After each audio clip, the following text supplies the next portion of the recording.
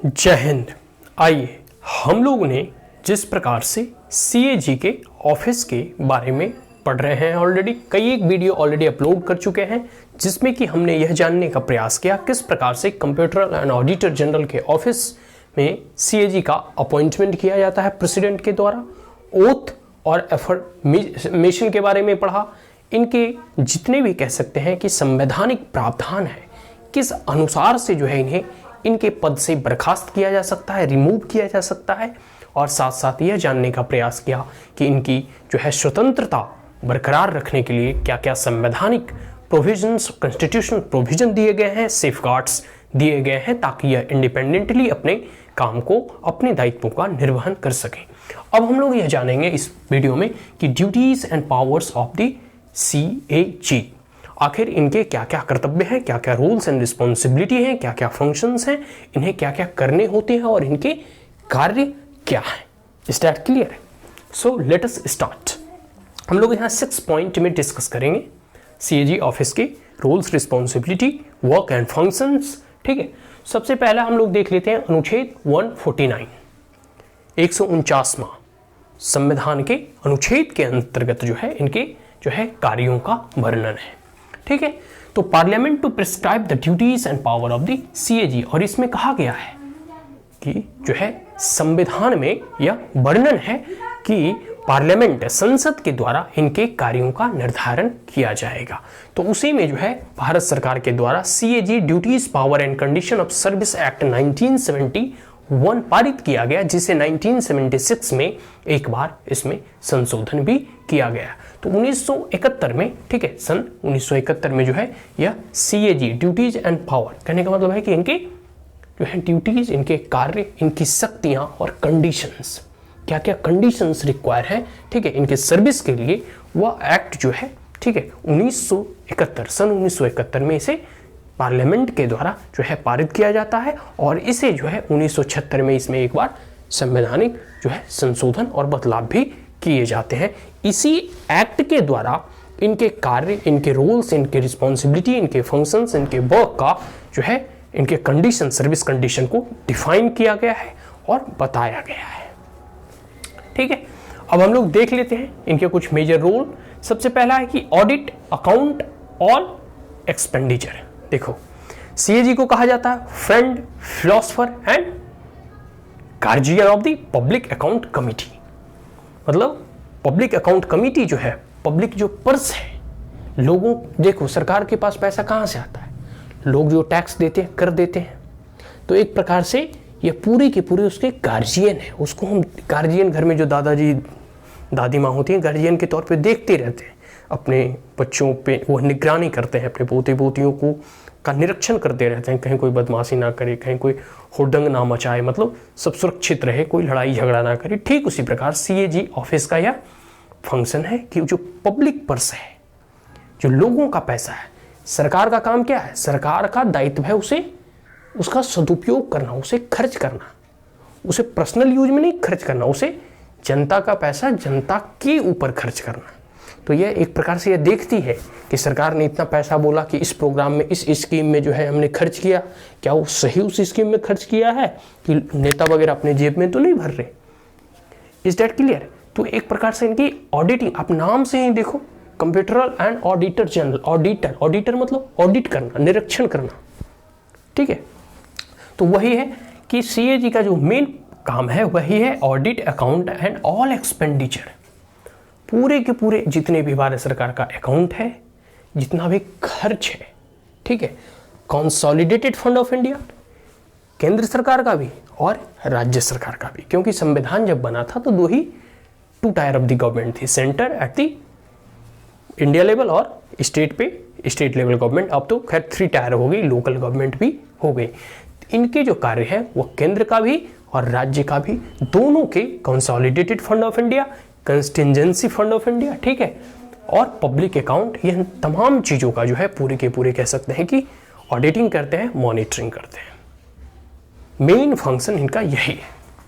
और बहुत सारे कार्य हैं, जैसे देखो audit, trading and manufacture, profit loss account, balance sheet account kept by any department of the central and state government. देखो एक समय था कि भारत जो है इंडिया जो है मिक्स इकोनॉमी अपनाया था, जिसमें बहुत सारे ऐसे जो है कंपनी, कॉरपोरेशन, ठीक है, और बहुत सारे ऐसी जो है कंपनी जो है वो सरकार के द्वारा रन किए जाते थे। अभी भी देखोगे बहुत सारे ऐसे, जैसे DRDO वगैरह हो गया, या बहुत सारे जो है भेल वगैरह हो गया, बहुत सारे ऑयल कॉरपोरेशन, कोल इंडिया, बहुत सारे ऐसी संस्था है। अभी देखो एयर इंडिया जो है कि अब तो खैर प्राइवेट हो गया। तो बहुत सारे ऐसी कॉरपोरेशन वगैरह जो है कि सरकार के द्वारा जो है रन किया जाता था, सरकार के द्वारा चलाया जाता था। बहुत सारे ऑर्डिनेंस फैक्ट्री वगैरह भी सरकार के द्वारा, जितने भी देखो स्पेस में मिसाइल वगैरह, ये तो खैर बहुत सारी चीज़ें अब मोदी के द्वारा प्राइवेट किया जा रहा है। बट बहुत दिनों तक जो है इसे 1991 तक लगभग सारे इंडस्ट्री वगैरह वो गवर्नमेंट के पूरे लाइसेंस और परमिट के एक प्रकार से कह सकते हैं कि उसके हाथों में थी। और इंदिरा गांधी के द्वारा तो बहुत सारे बैंक वगैरह का भी नेशनलाइजेशन, कोल वगैरह का नेशनलाइजेशन, बहुत सारी चीज़ों का जो है राष्ट्रीयकरण किया गया था। तो वो ऐसे तमाम कॉरपोरेशन, ऐसे तमाम जो है कंपनियां, ठीक है, उसके जो है ट्रेडिंग, या फिर कोई ट्रेडिंग कंपनी हो तो उसके ट्रेड, उनके व्यापार का भी जो कि सरकार का डिपार्टमेंट से हो रहा हो, उसके व्यापार, उसके मैन्युफैक्चरिंग, उसके उत्पादन, उसे कितना लाभ हो रहा है, प्रॉफिट, साथ साथ उसे अगर लॉस हो रहा है, उसका बैलेंस शीट क्या है, साल का पूरे बैलेंस शीट क्या है, कितना नफ़ा या नुकसान हो रहा है, इन तमाम चीज़ों की जो ऑडिटिंग है, उस अकाउंट की ऑडिटिंग जो है, ये पूरे के पूरे जो है, चाहे सेंट्रल गवर्नमेंट का हो या स्टेट गवर्नमेंट का, इसकी ऑडिटिंग का कार्य जो है कंप्यूटर एंड ऑडिटर जनरल का है। ठीक, आगे है check, assessment, collections and proper allocation of the revenue और कर जो सरकार लेती है, इन तमाम चीज़ों का कितना कर की वसूली हुई, ठीक है, कितना कर का संग्रह किया गया, इन तमाम चीज़ों को यह चेक करने का प्रयास करते हैं CAG का यह कार्य है कि इन तमाम चीज़ों को चेक करें। असेसमेंट मतलब मूल्यांकन करना, कलेक्शन मतलब कितना संग्रह होता है, और साथ साथ प्रॉपर एलोकेशन, संग्रह करने के बाद उसे एलोकेट किया जाता है डिफरेंट स्टेट में। जैसे गोवा है, छोटा स्टेट है, तो उसे अकॉर्डिंग मिलना चाहिए। बिहार है, वेस्ट बंगाल है, अरुणाचल प्रदेश है, सिक्किम है, त्रिपुरा है, तो डिफरेंट स्टेट है, डिफरेंट रिक्वायरमेंट होती है, तो उस अनुसार जो है उसे फिर री एलोकेट किया जाता है और एक प्रकार से डिस्ट्रीब्यूट किया जाता है। फिर केंद्र सरकार भी बहुत सारे फंक्शंस लॉन्च करती है, स्कीम लाती है, ठीक है, बहुत सारे ऐसे हैं सेंट्रल सेक्टर स्कीम होते हैं जो केंद्र सरकार के द्वारा लॉन्च किया जाता है, तो उसका खर्च जो है केंद्र सरकार देती है। बहुत सारे जो है सेंटर स्पॉन्सर्ड स्कीम होते हैं जो केंद्र और राज्य दोनों देती है। तो ये सब सारे जो है रेवेन्यू जो कर लिया जाता है और फिर कर का जो वितरण होता है, फंड का जो है एक प्रकार से री एलोकेशन किया जाता है, ठीक है, उसको किस प्रकार से ऑडिट करना है, उसका पूरे के पूरे उसे वेरीफाई करना है, चेक करना है, यह CAG का रोल है।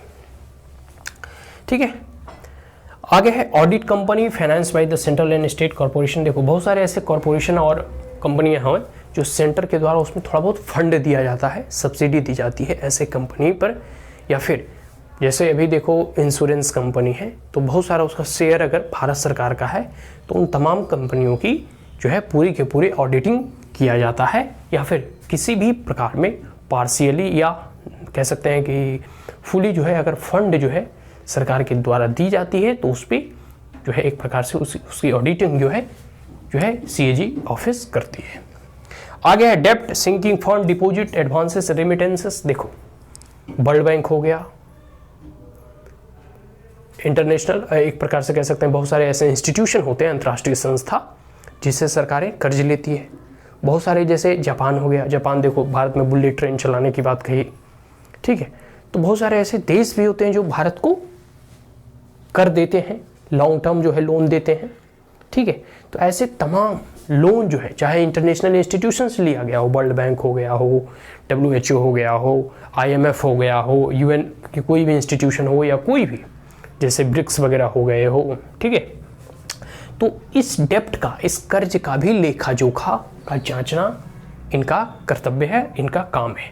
सिंकिंग फंड, बहुत सारे फंड कहाँ कहाँ खर्च हो रहे हैं, कहाँ कहाँ सिंक हो रहे हैं, कहाँ कहाँ लगाए जा रहे हैं, कितना लगाए जा रहे हैं या कितना नेताओं के जेब में जा रहे हैं, इन तमाम चीज़ों की निगरानी ये करते हैं। फिर डिपॉजिट, कितना जमा पूंजी है बैंक वगैरह में, ठीक है, साथ साथ एडवांस, ये भारत भी बहुत लोगों को एडवांस देता है, बहुत लोगों को भारत भी लोन प्रोवाइड कराता है, ठीक है, ये सब सारी चीज़ों का। रेमिटेंस मतलब होता है कि जो हमारे भारत के लोग जो विदेशों में काम करते हैं तो वहाँ से रेमिटेंस के रूप में वो पैसा भेजते हैं भारत। जैसे देखो कोई व्यक्ति रूरल इंडिया से अर्बन इंडिया, जैसे कोई गांव से अगर दिल्ली में, कोलकाता में, मुंबई में काम करने जाता है तो अपने परिवार, अपने फैमिली को गांव में पैसा भेजता है, ठीक उसी प्रकार भारत के बहुत सारे ऐसे लोग जो हैं दूसरे देश में, ठीक है, वो जॉब करते हैं, तो वहाँ से जो है रिमिटेंस के तौर पे जो है वो अपने फैमिली को मनी ट्रांसफ़र करते हैं।